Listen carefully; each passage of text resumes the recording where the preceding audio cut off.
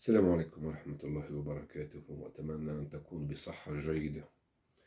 موضوع الفيديو لهذا اليوم هو نكاح المضامدة أو فاحشة المضامدة التي عاودت الظهور. هذا النوع من النكاح كان منتشر أيام الجاهلية الأولى، وبما للأسف نحن نعيش الجاهلية الثانية وهي أشد وطأ من الجاهلية الأولى الآن. مناسبة هي خروج فتاة تونسية للعلن، وأعلنت أنها سوف تتزوج برجلين دفعة واحدة وهم موافقين. مباركة أحد أعوان إبليس محامي قال أنه اكتشف هذا تقرأ في القانون التونسي، وبما أن القانون الوضعي التونسي لا يمنع ذلك فما في مانع، وكأنه بنا أصبحنا نطبق ونلتزم بالقانون الوضعي لذوي أشخاص كسرت أيديهم بصياغة هكذا مواد، ولا نعطي بال اهتمام لأي اهتمام للقانون الإلهي.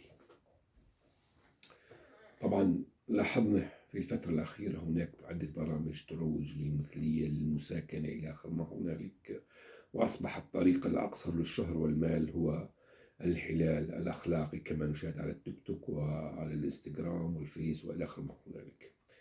طبعا لمن لا يعرف أنه هذا النوع من النكاح كان منتشر أيام الجاهلية الأولى،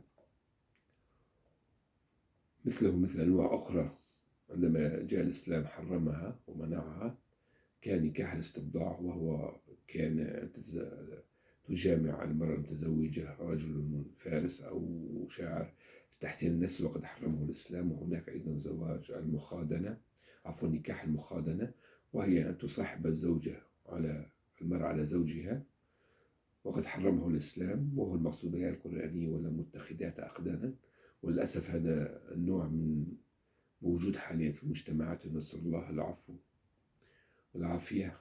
أضف إلى نكاح المضامدة وهو موضوع هذا الفيديو، وهي أن تنكح المرأة من رجلين أو ثلاثة بهدف سد رمقها، أن تأكل وتشرب وتشبع. وكان هذا النوع مستنكر لأنه كان منتشر فقط، على الرغم أنه كان منتشر فقط أيام القحط، لكن كان مستنكرا من قبل الناس وقت ذاك. أضف إلى أن لدينا نكاح المساهاة ونكاح المقت وإلى آخر ما هنالك.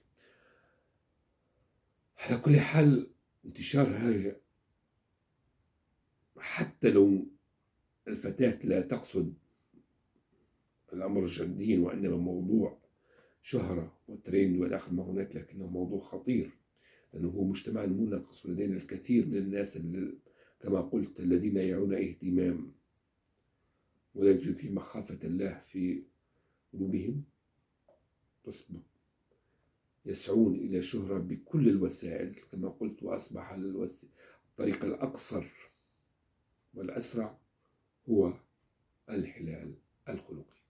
في هذا الفيديو نسأل الله العفاف والتقى والرشاد والقناع، والسلام عليكم ورحمة الله وبركاته.